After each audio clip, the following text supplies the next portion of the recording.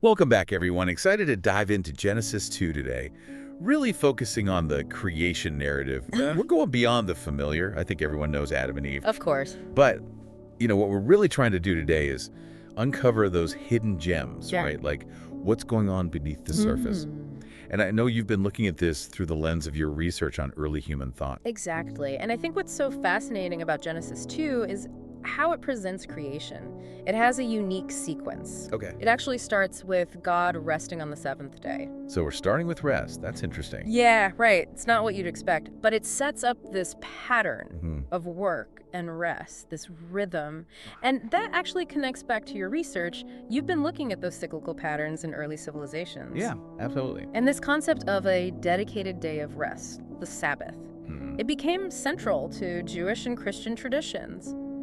But it goes beyond that. It shapes societal structures, and it influences how we think about time, even today. It's true. It's like this built-in rhythm. Okay, but Genesis 2 goes back even further in time. Right. It describes the earth before rain. Right. It talks about a mist watering the ground. So it's implying plants existed, but in this state of potential, waiting to flourish. Exactly. And this image of a world primed for life, it connects with your work on agriculture. Yeah. It suggests that even in the earliest accounts of creation, they understood the Earth's capacity to support life, this readiness to just burst forth. It's potent imagery, for sure. And then from the fertile ground, we have Adam, right?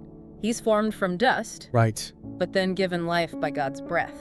This is a powerful image. It really gets at that dual nature of humanity. Absolutely. This duality, the physical represented by the dust and the spiritual, that breath of life. Yeah. That resonates with the philosophical text you've been looking at. For example, that ancient Greek concept of the soul, this separate entity inhabiting the body, and this idea of a mind-body connection. It keeps coming up, doesn't it? It does. I mean, it's in modern psychology, neuroscience. Exactly. It makes me think about our efforts to understand consciousness. Like, what does it even mean to be human? Right, that essential question. Yeah. And Genesis 2 places this human consciousness, right, within a very specific setting. The Garden of Eden. Garden. We get these descriptions of trees, pleasant to the sight and good for food. So it's like a world designed to meet those needs, both aesthetic and physical. And then, of course, we have those two pivotal trees. Of course. The tree of life Yes. and the tree of knowledge of good and evil. The forbidden fruit. Yes. It's such a captivating part of the story. It is captivating and complex. And actually, your research on early mythology, it really highlights something, a recurring motif of forbidden knowledge. The idea that some truths, they're dangerous or they're just inaccessible to us. Right. And in Genesis 2, it links that forbidden knowledge to the concept of good and evil. Right, so moral awareness has a price. It seems to suggest that. Okay, before we get to the consequences of that choice, let's talk about the geography.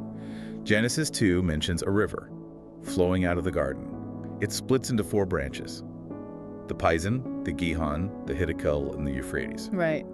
This detail is interesting because we can definitively identify 2 of those today. Yeah, the Tigris Yeah. and the Euphrates. But the Pison and the Gihon, Yeah, those are tough. those are a mystery. And your source, The Lost Rivers of Eden, explores some fascinating theories, like they could be symbolic representations of lost paradises or even ancient waterways. And over millennia, geological changes, they've shifted. And then there's the mention of the Pison being rich with things. Yes. Gold, bdellium, and onyx. Those treasures. Right. Are these literal treasures or are they symbolic of something else? It's a question that has sparked debate for centuries. And some interpretations, which you've noted in your research, suggest those resources symbolize something else, maybe the spiritual riches or the intellectual riches present in Eden. So it's emphasizing that the garden's abundance goes beyond the material. It's like the garden provides everything. Everything. Right. Okay, so Adam's given a purpose in this abundant garden. He's told to dress it and to keep it.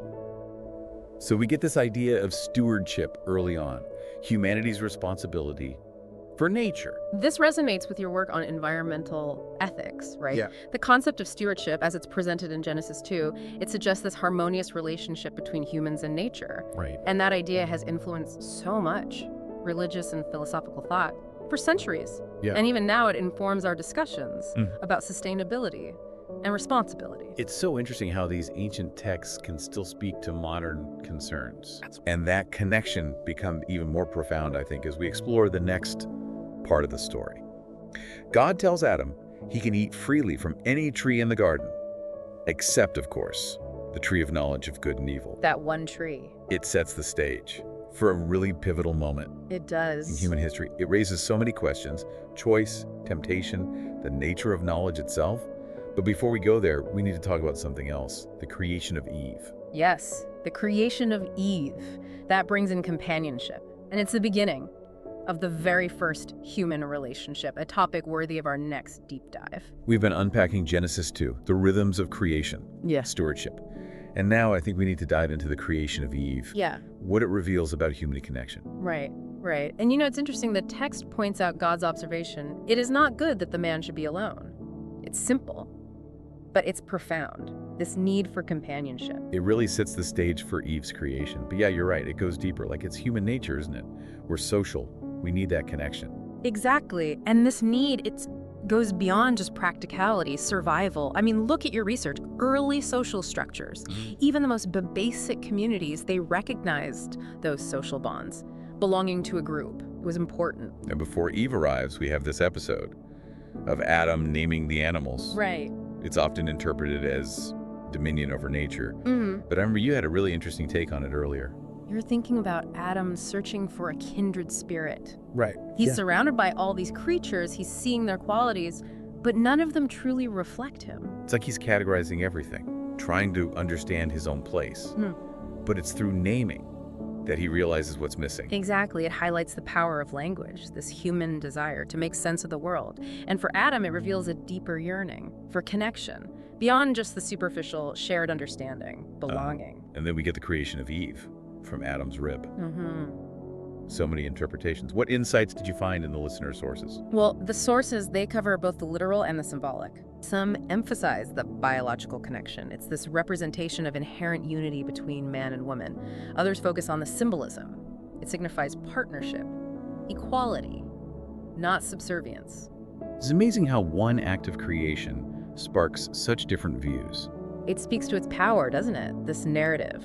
Genesis 2, it makes us wrestle with those fundamental questions.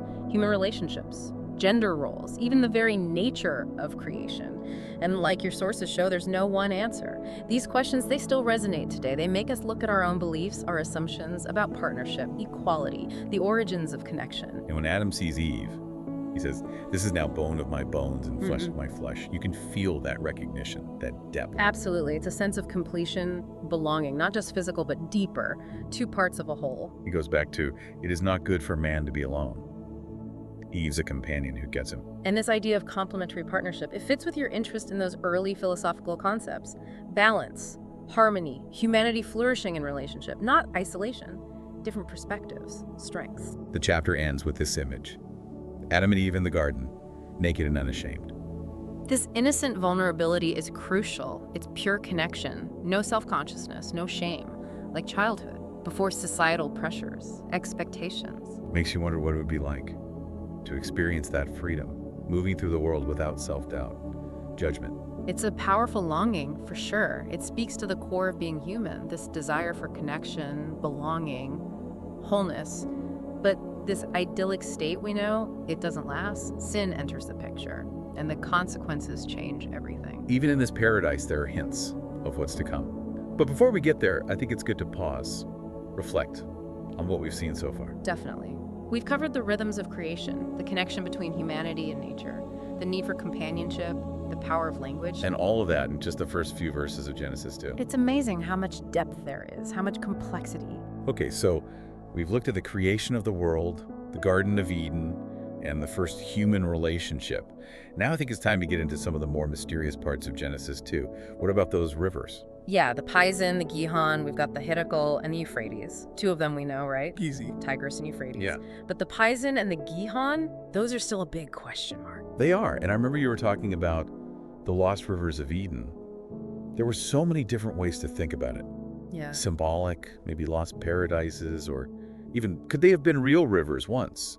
That just changed over time. Right, like ancient waterways. And then over thousands of years, Geological shifts, things move. And your point about climate change. I mean, could these rivers point to a totally different world back then? It's possible, a world shaped by forces we're just starting to grasp. And then there's the whole treasure thing with the Pison.